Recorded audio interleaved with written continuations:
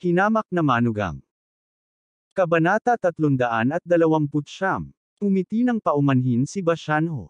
Si Su Chingcheng, Boss Su, ang humiling sa akin na pumunta. Pumunta siya sa Guangcheng para pag-usapan ang negosyo.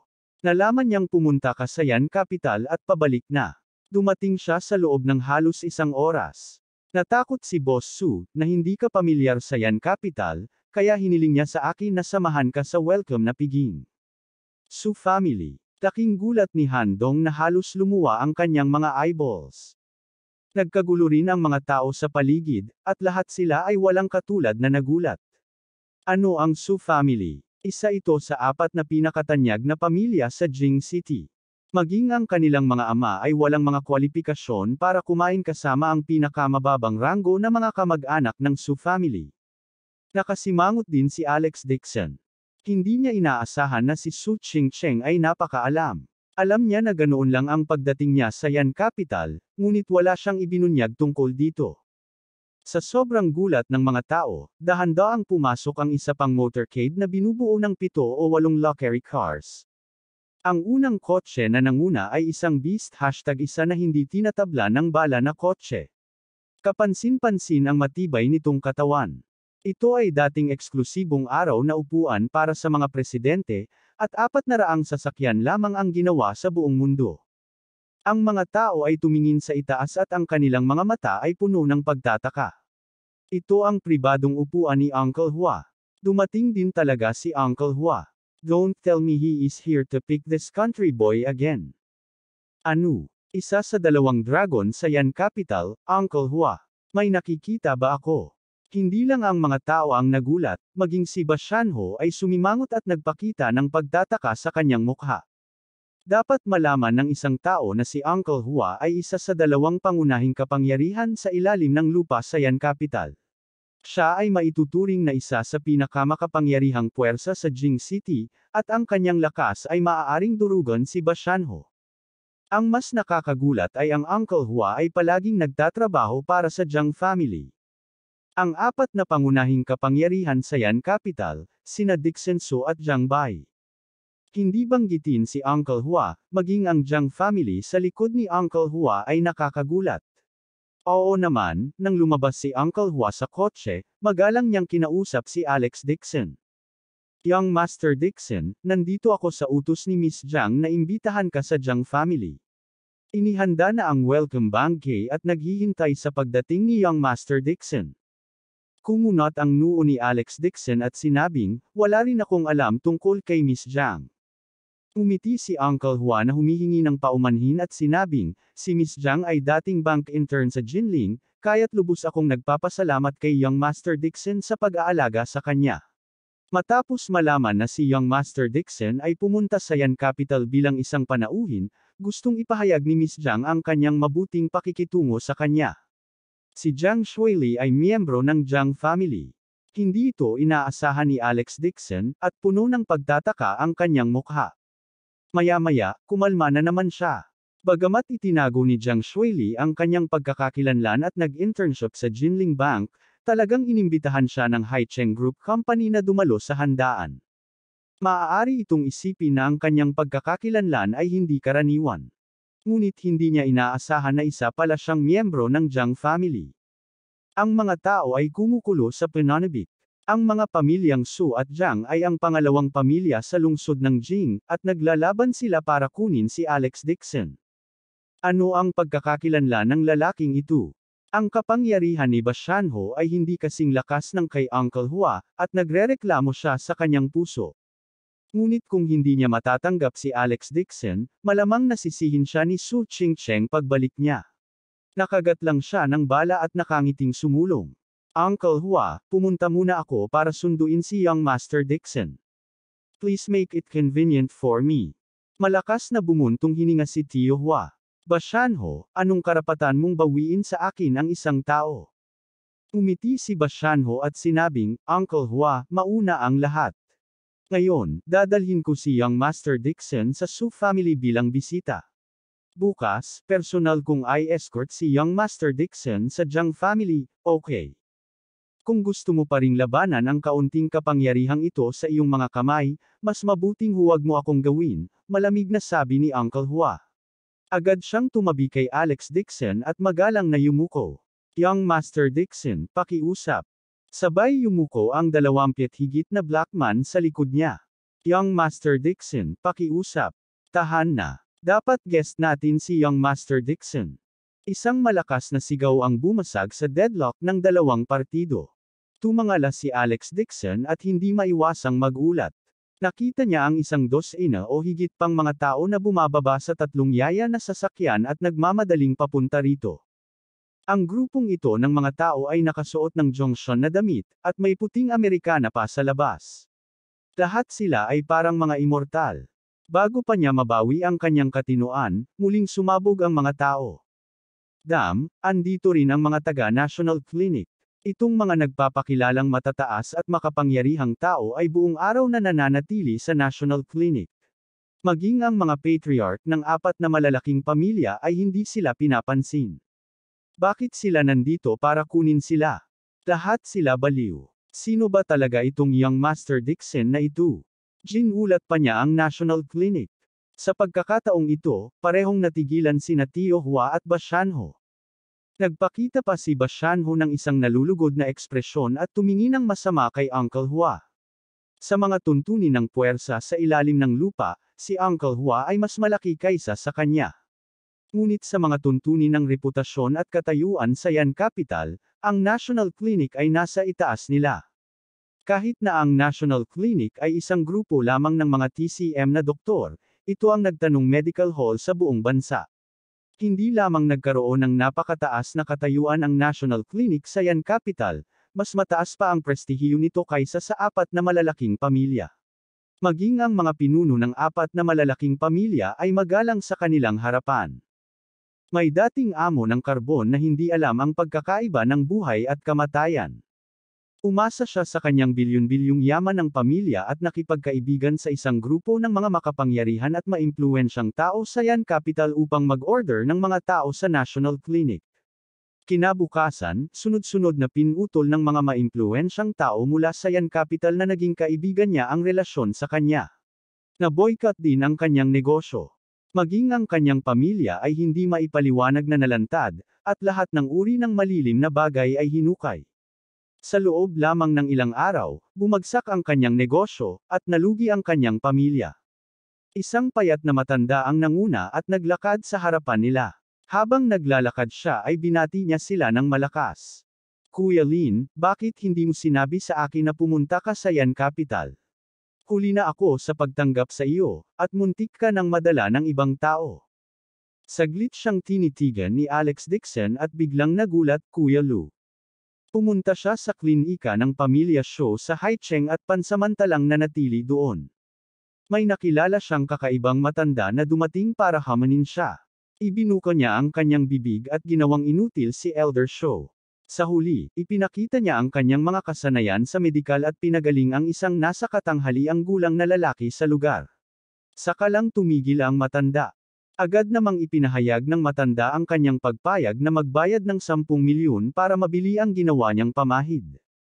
Binigay ni Alex Dixon ang natitirang ointment sa kanya. Ang masungit na matandang ito ay si Lu Hongjian mula sa National Clinic ng Jing City.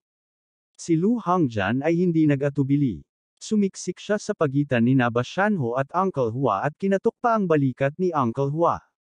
Siya ang may pinakamalaking ugali sa 3 matatanda ng National Clinic. Madalas niyang pinapagalitan ang mga tao, at mahirap pakinggan.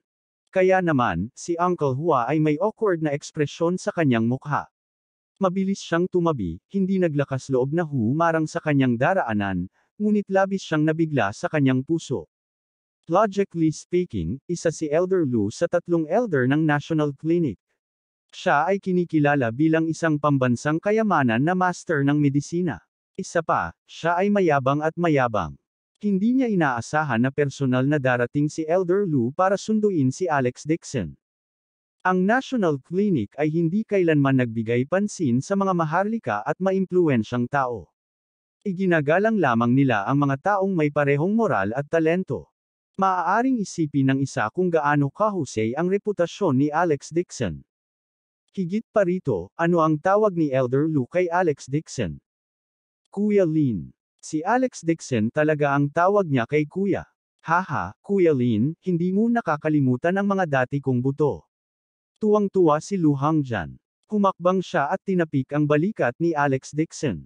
First time mong pumunta sa kabisera, at naghanda na ang ating National Clinic ng isang welcome na piging. Ang dalawang lumang bagay na iyon ay naghihintay sa iyo. Bumalik ka sa akin. Ang dalawang matandang lalaki na binanggit niya ay halatang ang dalawa pang matanda. Kabanata 330. Ang mga tao ay namangha. Hindi nila akalain na hindi lang sila personal na tatanggapin ni Elder Lou, maging ang dalawa pang elder ay naghihintay na salubungin si Alex Dixon. Anong uri ng karangalan ito? Dapat malaman ng isang tao na kahit na dumating ang dayuhang pangulo upang bisitahin ang National Clinic, isang matanda lamang ang dumating upang mabatiin siya. Hindi man lang nag-abalang anyayahan siya ni Lu Hangjan. Umiti si Alex Dixon at sinabing, Elder Lou, salamat. Tumawa si Lu Hangjan at naiinip na yumuko. Sabi niya sa mahinang boses, yun. Yung ointment na binigay mo sa akin last time, after I bring it back to yan capital, actually hindi ko na na-research ang formula at nahirapan akong matulog araw at gabi. Kuya Lin, simula nang dumating ka sa kabisera sa oras na ito, tiyak na tatalakayin ko ang gamot sa iyo. Nang makitang aanyayahan na ni Lu Hangjan si Alex Dixon, si Bashanho at Uncle Hua, na nakatayo sa tabi niya, ay nabalisa at nagmadaling pasulong. Magalang na sinabi ni Uncle Hua, Elder Lou, maaari ko bang hilingin sa iyo na gawin itong comfortable para sa akin? Nandito ako para salubungin si Young Master Dixon bilang panauhin. Si Lu Hangjan ay tumingin sa kanya ng patagilid at malamig na ngumuso mula sa kanyang ilong, ang mabubuting aso ay hindi humaharang sa daan. Kuya Dixon, dadalhin ko siya. Kung mayroon kang anumang kalungkutan, hilingin sa iyong Panginoon na pumunta sa National Clinic para hanapin ako. Pinagalitan niya si Tio Hua hanggang sa tumalsik siya ng dugo. Pilit pa rin niyang ngumiti na may mapait na mukha. Elder Lou, please make an exception. Pagkatapos kumain ni Young Master Dixon, personal ko siyang ipapadala sa National Clinic, okay? Bullshit. Kung sasabihin kong sunduin ko siya, sasanduan ko siya. Tingnan natin kung sino ang maglakas loob na bawiin siya sa akin. Bilang isang grandmaster ng isang henerasyon, kapag siya ay pinapagalitan ng mga tao, siya ay tulad ng isang street thug. Napakunot noo ni Alex Dixon nang marinig niya ito at sinabing, Guys, don't argue. I'm really sorry. Bago ako dumating sa capital, nangako na ako mag-guest sa Ming family. I can't go back on my word. Thank you for your hospitality. Bibisitahin kita ng personal sa ibang araw. Agad namang tumahimik ang tatlong taong nag-aaway. Nakahinga ng maluwag si Bashanho. Sa ganitong paraan, mas madali para sa kanya na magulat sa kanila. Walang masabi si Tio Hua. Bagamat ang kanyang kapangyarihan ay talagang mas malaki kaysa kay Lu Hangjan, kung siya ay mag-provoke sa National Clinic ngayon, siya ay natatakot na siya ay nasa gulo sa hinaharap. Ngayon, hindi na niya kailangang palitan. Mukhang dismayado si Lu Hangjan, ngunit pinigilan niya ito at sinabing, sige, babalikan kita sa ibang araw. Si Meng Nooran, na nakatingin sa gilid, ay natigilan. Ilang beses na siyang nabigla sa kanyang puso. Hanggang sa tinawag siya ni Alex Dixon ay nagising siya mula sa isang panaginip. Napatakbo siya sa takot at sinamahan siya sa kotse. Akala niya ay hindi pamilyar si Alex Dixon sa Yan Capital. Hindi niya inaasahan na napakaraming taong may kapangyarihan at impluwensya ang lalaban para tanggapin siya. Ito ay lampas sa kanyang imahinasyon. Pagkaalis ni Alex Dixon, nakita ni Lu Hangjan si Handong na nakahandusay sa lupa at ang sirang kotse. Agad siyang sumigaw, ano? Ang lakas ng loob mong manggulo kay Kuya Dixon. Lu, Master Lu, ako. Namamanhid ang anit ni Handong. Naging berde at puti ang kanyang mukha. Tinuro siya ni Lu Hangjan at sinabi sa kanyang katulong sa likod niya, pumunta ka at alamin kung saang pamilya kabilang ang munting bastard na ito. Kung manggahas siyang guluhin si Brother Dixon, lalaban siya sa National Clinic. Mabilis na sinabi ng assistant sa likod niya, Elder Lu, ang lalaking ito ay kabilang sa Han family, isang pamilya na hindi kilala sa Yan Capital. Nanlamig ang mukha ni Handong. Ang kanyang Han family ay maaaring maging isang third-rate na pamilya sa Yan Capital.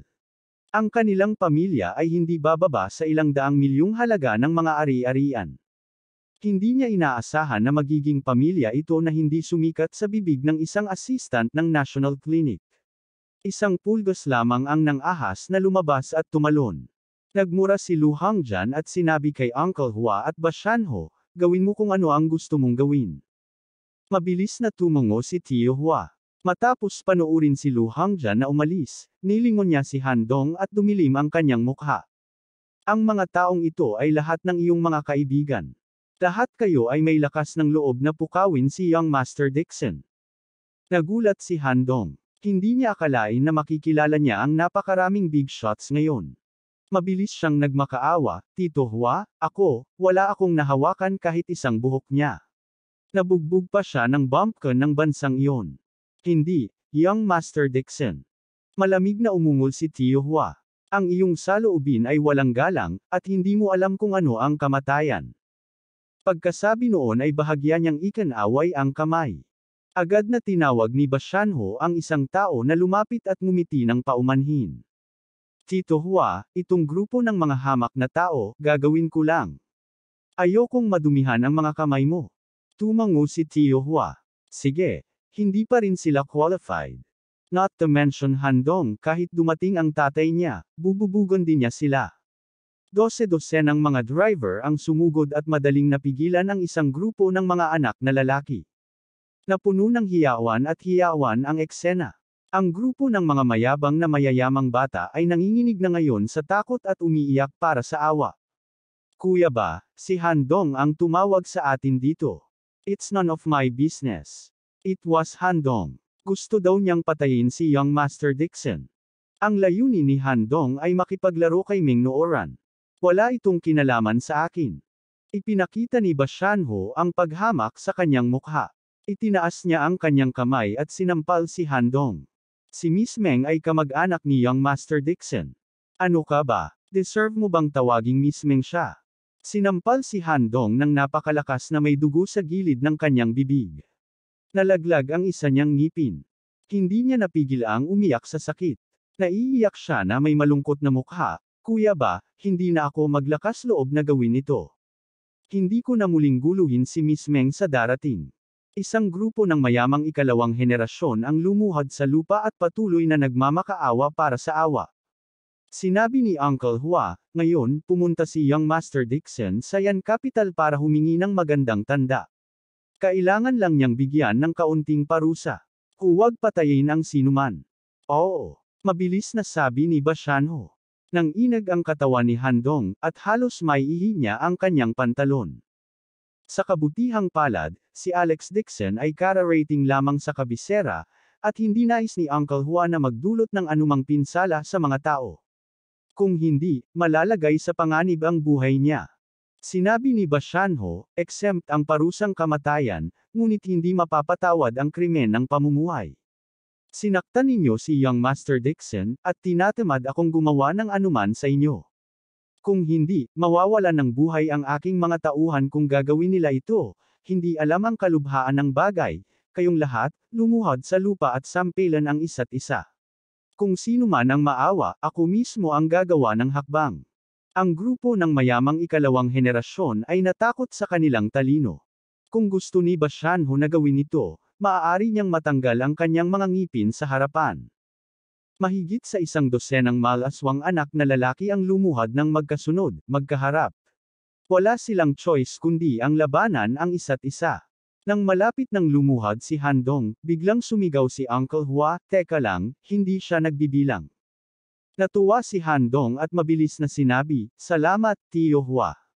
Hindi siya pinansin ni Uncle Hua at sinabi sa isang itim na bodyguard sa tabi niya, kaya mo na. Sa isang iglap, natakot si Handong na halos maiihi na niya ang kanyang pantalon. Ang itim na bodyguard na ito ay hindi bababa sa 2 metro ang taas, at siya ay may malaking baywang at isang bilog na baywang. Kasing kapal lang ng hita niya ang mga braso niya. Tito Hua, nagkamali ako. Hindi na ako nang ahas na pukawin pa si young Master Dixon. Natakot si Handong kaya napaluhod siya at humingi ng awa. Kung sampelan siya ng itim na lalaking ito, putol ang ngipin niya. Binuhat siya ng itim na bodyguard ng sabay-sabay, at ibinaba niya ang kanyang palad na kasing laki ng pamaypay ng palma na parang nagbubuhat ng manok, at sinampal niya ito ng malakas. Isang malakas na sampal. Dahil sa sampal na iyon, nakakita siya ng mga bituin, at agad na bumulwak ang dugo sa kanyang ilong. Smack! Smack! Hindi tumigil ang bodyguard. Ang kanyang palad ay dumapo sa mukha ni Handong na parang mga patak ng ulan. Puno ng dugo ang mukha niya, at patuloy siyang sumisigaw sa sakit. Biglang uminit ang pantalon ni Handong, at may umagos na mabahong likido. Siya ay nabugbog at nawala ng kontrol sa sarili. Kabanata 331. Nang makita nila ang eksenang ito, ang dalawang hanay ng mayamang ikalawang henerasyon na nakaluhod sa lupa ay natakot sa kanilang talino. Paano sila maglakas loob na magpakita ng anumang kapabayaan? Agad silang nag-away sa isa't isa. Sunod-sunod na naririnig ang tunog ng sampal. Ang grupong ito ng mayamang ikalawang henerasyon ay layaw at spoiled. Ang ilan sa kanila ay hindi pa nasasample ni minsan mula noong sila ay bata pa. Ngayon namamaga ang mga mukha nila dahil sa pagkakasample. Sila ay kahabag-habag na lampas sa salita. Nakilala ng ilan sa mga tao sa karamihan ang grupong ito ng mayamang ikalawang henerasyon. Alam nila na karaniwang umaasa sila sa kanilang pamilya na gumawa ng masasamang bagay, at lahat sila ay nagsaya. Sinampal si Handong ng 12 beses. Namamaga ang kanyang mukha na maging ang kanyang mga facial features ay napipisil. Ang kanyang mukha ay puno ng dugo, at ang kanyang dalawang ngipin sa harapan ay pinalipad. Para siyang patay na aso. Iniutos lamang ni Bashanho na huminto nang makita niyang malapit na ang oras. Bumagsak si Handong sa lupa, humihingal sa takot. Akala niya ay sa wakas ay tapos na. Sa hinaharap, kung gusto niyang makita muli si Alex Dixon, mas gugustuhin niyang maglakad-lakad at huwag na siyang guluhin. Nang maisip niyang naayos na ang bagay na ito, muling itinuro siya ni Bashanho at sinabing, itong taong ito ang nanguna sa gulo. Ibitin siya sa puno ng isang gabi at palayain siya bukas. Hindi. Sa sobrang takot ni Handong ay nanginginig siya. Ito ang pasukan ng paliparan, at may mga taong papasok at alis. Kung mabibitin siya ng isang araw, paano pa kaya ang mukha niya? Higit pa rito, maraming lamok sa kagubatan na ito. Ibinitin siya at pinakain ng lamok buong gabi, kaya paano pa siya magkakaroon ng sinuman ng tao kinabukasan? Ginapos ng ilang malalawak na lalaki si Handong at isinabot siya sa puno. Tumango si Uncle Hua bilang kasiyahan. Bantayan mo siya. Kahit na dumating ang kanyang ama, huwag mo siyang pakawalan. Kung mayroon ka, hiling sa Han family na pumunta sa Jiang family para hanapin ako. Nawala ng pag-asa si Handong. Kung ikukumpara sa Jiang family, ang Han family ay wala. Hindi banggitin na ang kanyang ama ay hindi nang ahas na gawin iyon, kahit na ang kanyang sariling lolo ay dumating, hindi siya maglalakas loob na saktan ang pamilya Jiang. Ang isang grupo ng lumuluhod na mayamang ikalawang henerasyon ay natakot na walang kabuluhan. Walang nang ahas na makiusap para sa buhay ni Handong. Tuldok. Nakarating na si Alex Dixon sa pamilya Meng at pumasok kasama si Meng Nooran. Sa nakaraan, ang pamilya Meng ay maaaring ituring na pangalawang rate na pamilya sa Jing City. Gayunpaman, mula nang pumanaw ang panganay na anak ng pamilya Meng, ang kanyang negosyo ay nahulog sa mga kamay ng kanyang pangalawang anak. Sa nakalipas na mga taon, ang negosyo ng Meng family ay hindi maganda, at ito ay bumaba. Maging ang mga pamilyang pangatlong antas sa Yan Capital ay tumanggi.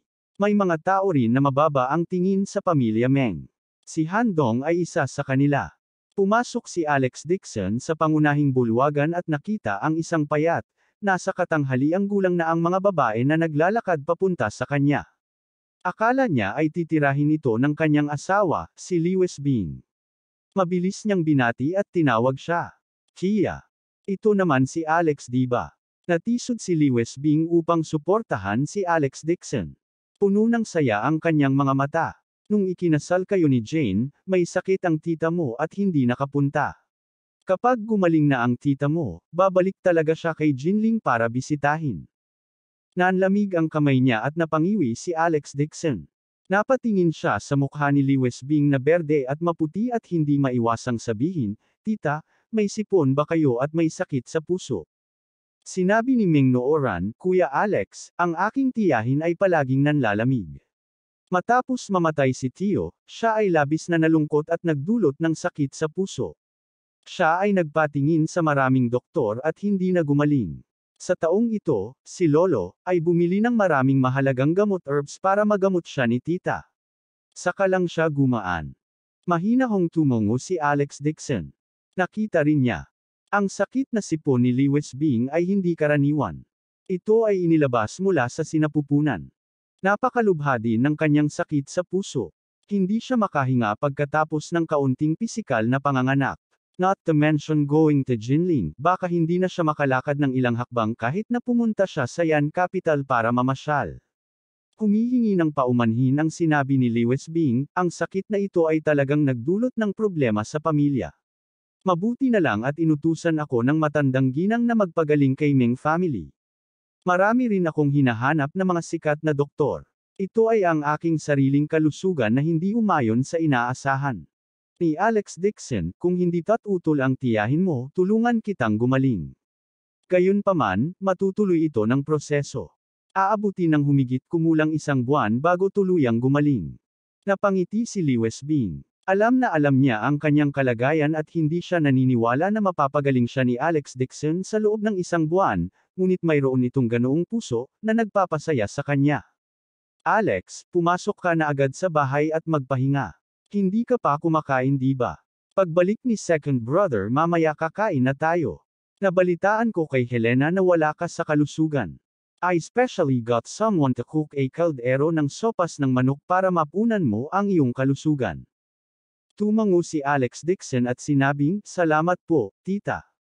Sa totoo lang, wala siya sa mabuting kalusugan. Malamang si Helena ang naninira sa kanya. Gayunpaman, ang pagiging magiliw ni Lewis Bing ay nakaantig sa puso ni Alex Dixon. Sa huli, ang mga tao ng Lewis family ay hindi lahat ng tamad at sakam gaya ng pamilya ni Lewis Mingfeng.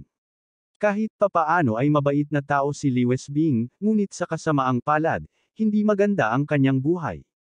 Ayon sa kanyang asawa, mahirap ang buhay ng tirahan ni Lewis Bing. Hindi nagtagal pagkatapos niyang ikasal sa pamilya Meng, nahihirapan siya sa buhay. Namatay ang kanyang asawa, at wala siyang iniwan na lalaki at babae. Maaari lamang niyang sundin ang mga alituntunin ng pamilya Meng at mamuhay bilang isang balos sa natitirang bahagi ng kanyang buhay.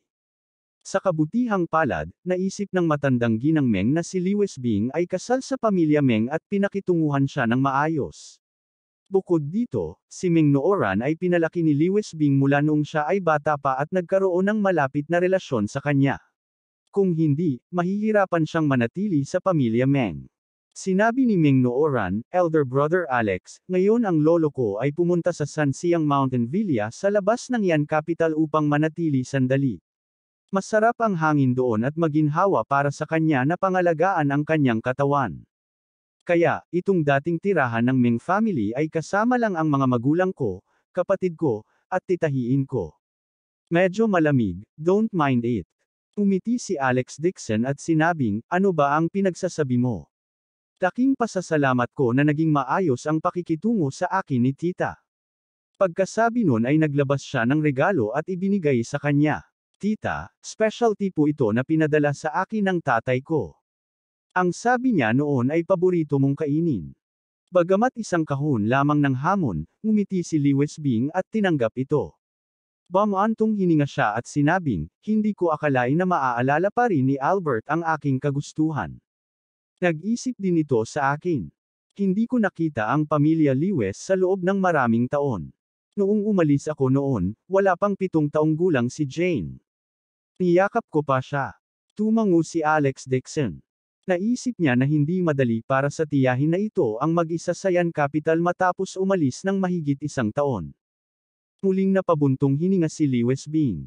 "Hindi ko akalain na napakaraming bagay na gagawin ni Lewis Mingfeng, dahilan para mabangkarote ang Lewis family. Ang Lewis family ay puno ng mga sakuna. Buti na lang at ligtas at maayos ang pamilya ng Biyenan at Albert Lewis. Ito ay napakaswerte din. Bahagyang tumango si Alex Dixon. Ang pamilya lang ni Lewis Mingfeng ang dapat sisihin.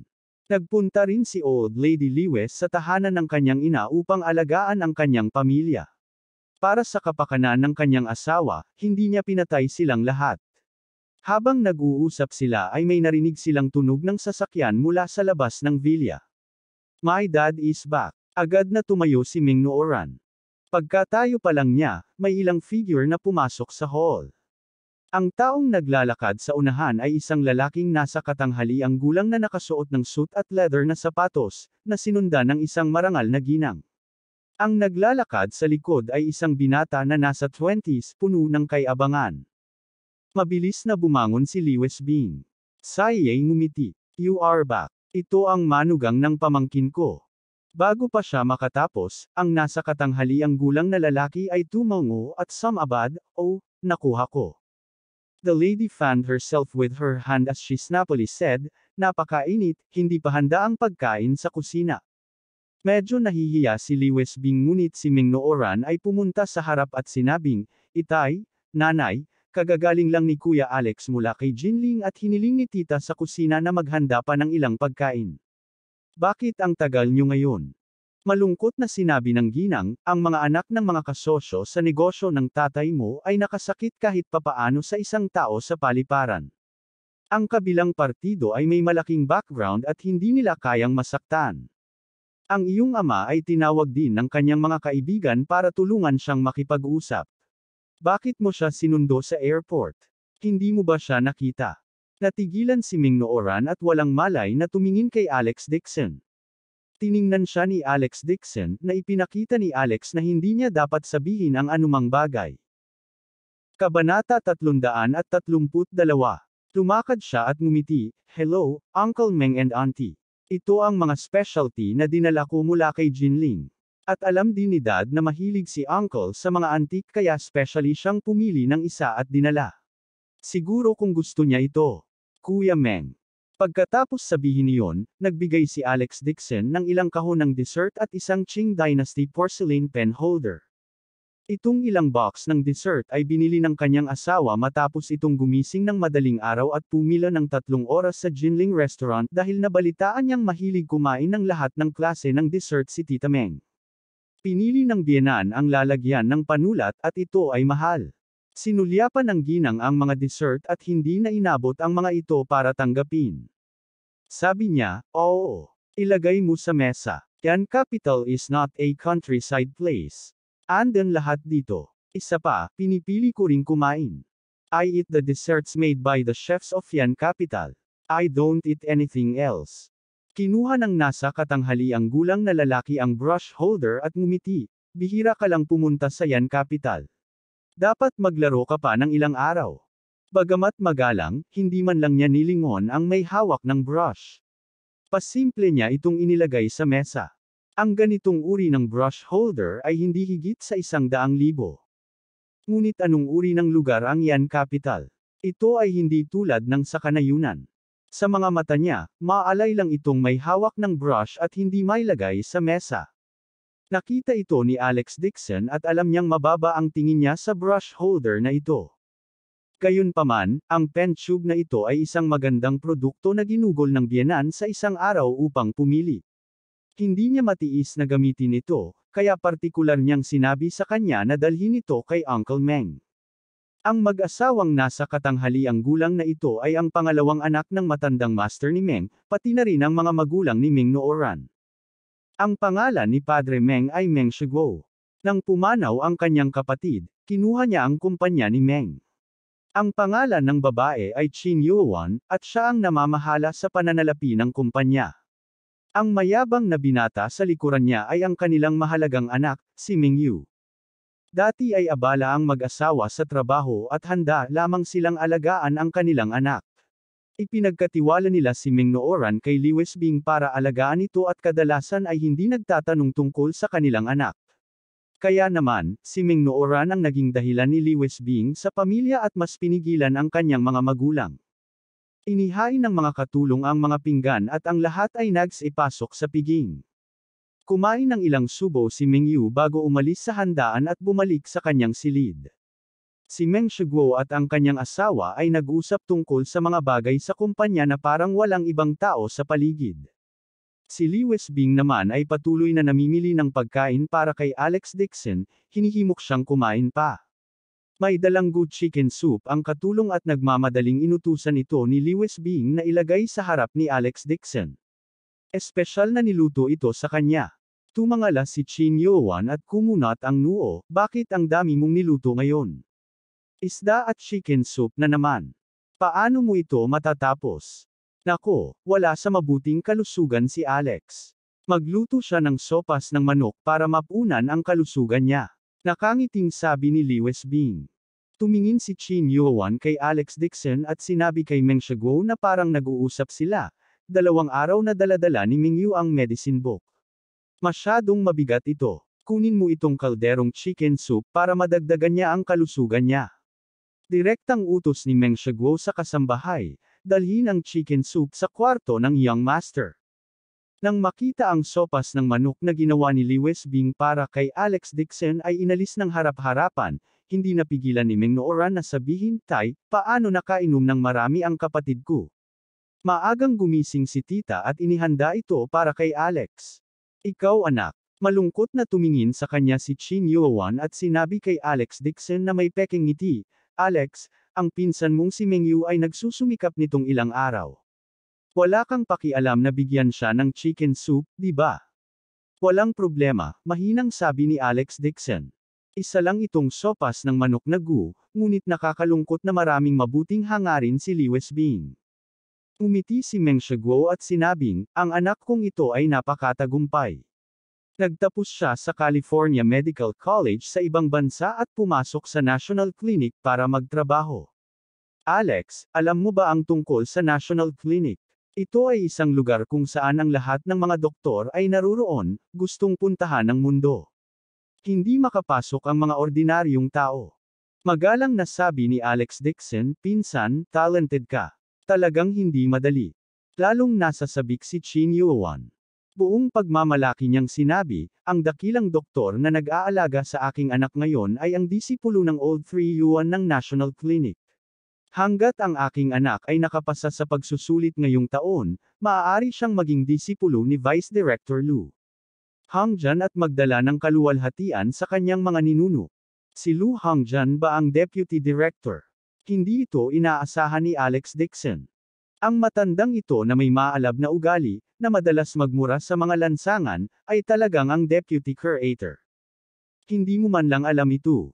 Nagpakita si Chin Yowan ng hitsura ng paghamak. Pinigilan siya ni Meng Shiguo. Sai, sa maliit na lugar nang galing si Alex. Normal lang na hindi niya alam. Nang banggitin ang kanyang anak na si Mengyu, lubos na natuwa si Meng Shiguo. Umiti siya at sinabing, Alex, balita ko wala kang trabaho kay Jinling, di ba? Hindi mo na kailangang isipin ang National Clinic. Hindi ka makakapasok kahit gusto mo. Alam ko ay ilang negosyante sa Jinling. Pagdating ng panahon, ipapaayos ko sa kanila ang trabaho para sa iyo, parang driver o kung ano paman. Hindi bababa ang sweldo sa account ko. Napangiti si Alex Dixon at hindi umimik. Si Meng Nooran, na nasa tabi niya, ay halos mabulunan sa kanyang pagkain. Ang kanyang mga magulang ay pinupuri ang kanyang kapatid na si Mengyu sa mesa, ngunit hindi niya alam ngayong umaga, si Lu Hongjian mula sa National Clinic ay talagang dumating upang salubungin si Alex Dixon ng personal, at gusto pa niyang humiling sa kanya, na pumunta sa National Clinic at pag-usapan, mga kasanayang medikal. Kung hindi lang siya tinitigan ni Alex Dixon, hindi niya naiwasang sabihin sa kanya ang totoo. Sa oras na ito, tumayo si Meng Shiguo at sinabing, kumain na kayo, may gagawin ako. Kailangan ko nang umalis. Dad, ano yon? Tanong ni Meng Nooran. Kumunat ang noo ni Meng Shiguo at sinabing, it's still not about my business partners. Nagpunta ang anak nila sa airport para manggulo. Si Bashanho at Uncle Hua ay parang nag-provoke ng ilang makapangyarihang tao. Ang anak ng isa sa kanila, binitay pa siya sa isang puno. Sinasabing na-offend niya ang isang hindi kapani-paniwalang figure. Nakiusap lang sa akin ang kaibigan ko na makiusap. Sa huli, hindi man lang siya nakita ni Bashanho. Ibinaba na lang niya ang tawag. Paano niya sinaktan sina Bashanho at Uncle Hua? Ang dalawa ito ay hindi dapat ipagwalang bahala. Nagulat si Liwes Bing. Sabi ni Meng Shiguo sa pagkadismaya, hindi lang gulo. Nabalitaan ko na nasaktan mo ang isang tao na mas makapangyarihan pa kay Bashanho. Siya ay binata pa lamang. Kadadating lang niya sa kabisera, at ang grupong ito ng mga young master ay hindi alam ang kalawakan ng langit at lupa. Nagtungo sila upang makipag-usap sa kanya, ngunit ngayon ay nagdudulot sila ng kaguluhan. Nagulat din si Qin Yuan at sinabing, ang isang dayuhan ay talagang may napakalaking impluensya sa Jing City. Siya ay dapat na isang malaking shot. Namamahala sa bansa, tanungin kung sino ang malaking shot na ito. Sa hinaharap, kapag nakita natin siya, kailangan nating makipagkaibigan sa kanya. Of course, sabi ni Meng Shiguo sa malalim na boses at tumingin kay Meng Nooran. Kung ang kabilang partido ay talagang isang taong may mahusay na pangitain, hindi lamang niya gagawing sipsipin ang kanyang anak sa kanya, nais din niyang palabasin ang kanyang anak na babae. Hindi niya alam kung ang kabilang partido ay may gusto sa kanyang anak na babae. Parang may naisip si Meng Shiguo. Nga pala, Alex, kailan ka babalik sa Jinling? Aalis ako pagkatapos kung matapos ang aking negosyo. Sabi ni Alex Dixon. Naiinis na siya dito. Hindi niya akalain na ang pamilya Meng ay aasahan na umalis ka agad pagdating niya. Mabuti naman. Tumango si Meng Shiguo. Pagbalik mo kay Jinling, hihilingin ko sa isang tao na maghanap sa iyo ng trabaho bilang isang driver. Maaari kang pumunta sa trabaho ng payapa mula ngayon. Kung hindi kailangan, hindi mo na kailangang pumunta sa Yan Capital. Sa anumang kaso, pumunta si Alex Dixon sa Yan Capital para humingi ng pabor sa pamilya Meng. Nag-ayos siya ng trabaho bilang driver para sa pamilya Meng. Na-overestimated na niya si Alex Dixon para maiwasan niyang pumunta sa Meng family tuwing 2 o 3 araw. Pagkasabi nun ay nagmamadali siyang umalis. Hindi man lang niya binati si Alex Dixon. Tumingon si Qin Yuan at binago ang paksa. Sinabi niya, Nooran, tandaan mo ang sinabi mo sa iyong ama kahapon. Sa ilang araw, magbihis ka at kumain kasama si Young Master Li. Nay, sabi ko hindi ako makakapunta sa blind date. Agad na sagot ni Meng Nooran, ano pa ba si Young Master Li? Nasa 40 na siya at playboy pa lang. Balita ko marami na ang mga babaeng artistang nakakuha, abortion para sa kanya. Hinayla ni Qin Yuan ang kanyang mukha at pinag-uusapan, anong klaseng pamilya ang Li family? Ang swerte mo na mapapangasawa mo siya. At saka, ang kumpanya ng tatay mo ay kasalukuyang masikip ang budget. Sabi ng kabilang partido basta magpakasal ka, dyan, mag-i-invest ka ng 50 milyon. Paanong ang batang tulad mo ay napaka-insensible? Galit na galit si Meng Nooran kaya namula ang kanyang mga mata. Ikakasal ako sa ganitong uri ng tao sa halagang 50 milyon. Hindi ako pupunta. Kailangan mong pumunta kahit ayaw mo. Inilagay ni Qin Yuan ang kanyang chopsticks sa mesa. Wala siyang pakialam na naruroon si Alex Dixon at pinagalitan sa mabagsik na boses. This is for the Ming family. Not to mention Young Master Li kahit matanda na, basta may nag-invest ng 50 milyon para sa kumpanya ng tatay mo, kailangan mong pakasalan ang taong iyon. Hindi nakatiis si Liwes Bing at pinigilan siya, tingnan muna natin. Narinig ni Young Master Li na kahit ang mga bulaklak ay hindi na kayang manganak. Sister-in-law, ito ang tinuturuan ko ng leksyon ang aking anak. Huwag kang humarang. Si Qin Yuan ay hindi nagpigil. Hindi niya akalain na si Meng Nooran ay pinalaki ni Liwes Bing at hindi niya ito pinalaki ng isang araw. Galit na galit si Meng Nooran kaya tumulo ang luha sa kanyang mga mata. Agad siyang tumayo at tumakbo palabas habang umiiyak. Abangan ang susunod na kabanata.